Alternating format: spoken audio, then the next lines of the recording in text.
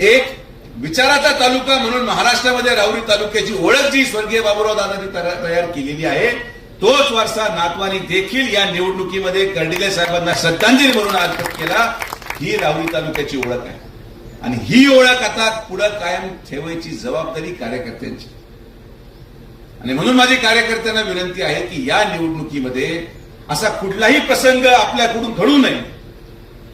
जर तनपुरेंच्या घराने, प्राजक्तनी किंवा त्या परिवाराने आज मनाचा मोठेपणा दाखवला असेल तर आपण देखील भारतीय जनता पार्टीचे कार्यकर्ते म्हणून, स्वर्गीय कर्डिले साहेबांचे कार्यकर्ते म्हणून आपलं मन त्यांच्यापेक्षा मोठं आहे हे दाखवण्यासाठी आपल्याला देखील त्यांच्या कुठल्याही कार्यकर्त्याची अवहेलना होऊ नये ही जबाबदारी आपल्याला शेवटपर्यंत पार पाडायची आहे.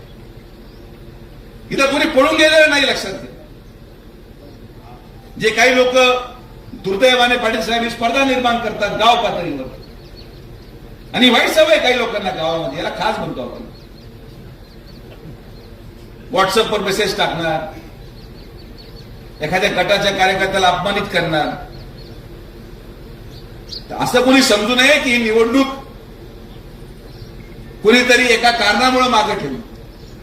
राजकारणामध्ये सगळ्या गोष्टी बरोबर घेऊन राहुरी पुढचे 50 वर्ष विकसित व्हावी, राहुरीमध्ये कुठेतरी कायम विकास राहिला पाहिजे, कुठेतरी संघर्ष थांबला पाहिजे, या भूमिकेतून माननीय मुख्यमंत्र्यांनी पुढाकार घेतला. माननीय पालकमंत्र्यांनी त्याला दुजोरा दिला.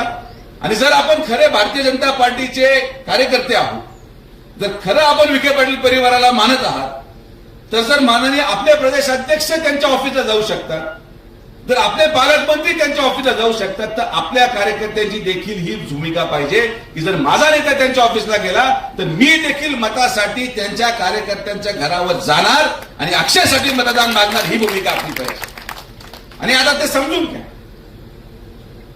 अजून 6 महिन्याच्या प्रवासामध्ये तुम्हाला देखील या तालुक्यामध्ये कमळ सोडून दुसरं चिन्ह मारायला संधीच राहणार नाही. इकडे गेले तरी कमळ, तिकडे गेले तरी कमळ, आणि कमळच कमळ. या भूमिकेतून आदरणीय प्रधानमंत्री नरेंद्र मोदींचा हात बळकट करण्यासाठी एक महायुतीचं सरकार, आणि ही जबाबदारी खरं तर आम्ही नाममोहरला दिली होती. पण नाममोहर म्हणले थांबा जरा, पाटील साहेबांची चर्चा झाल्याशिवाय मी काही निर्णय घेऊ शकत नाही. आपल्याला कुठली तडजोड ही आपल्या कार्यकर्त्यांची नाही.